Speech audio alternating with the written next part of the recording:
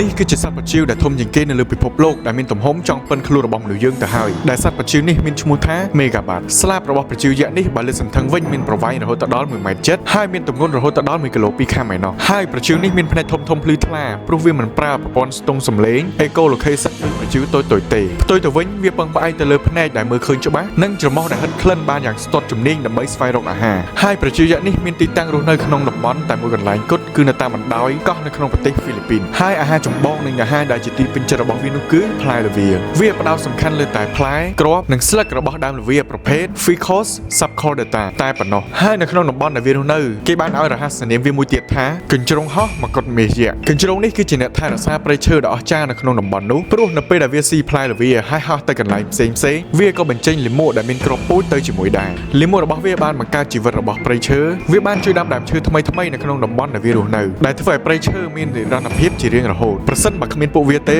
ប្រព័ន្ធអេកូឡូស៊ីព្រៃឈើនៅក្នុងប្រទេសហ្វីលីពីននឹងត្រូវបានបាត់បង់ហើយបច្ចុប្បន្ននេះប្រជាយក្សនេះដែលមានសល់ក្នុងព្រៃមានតិចជាង 20,000 ក្បាលតែប៉ុណ្ណោះដោយពួកវាមានការបន្តពូជយឺតណាស់គឺក្នុងមួយឆ្នាំបានតែកូនមួយក្បាលតែប៉ុណ្ណោះហើយមួយវិញទៀតពួកវាក៏ប្រឈមមុខនឹងការបាត់បង់ជម្រកដោយសារតែការកាប់បំផ្លាញព្រៃឈើនៅក្នុងតំបន់ដែលពួកវារស់នៅទោះបីជារូបរាងរបស់វាមើលទៅគួរឲ្យខ្លាចបន្តិចមែនក៏ប៉ុន្តែសត្វប្រជាយក្សនេះគឺជាសត្វដ៏អស្ចារ្យនិងមានសារៈសំខាន់បំផុតសម្រាប់ធម្មជាតិនៅតាមបណ្ដោយកោះនៅក្នុងប្រទេសហ្វីលីពីនតើអ្នកទាំងអស់គ្នាយល់យ៉ាងណាដែរចំពោះសត្វបច្ចេកយក្សនេះកុំភ្លេច comment នៅខាងក្រោមវីដេអូនេះម្នាក់មួយផងណា follow សម្រាប់វីដេអូក្រោយ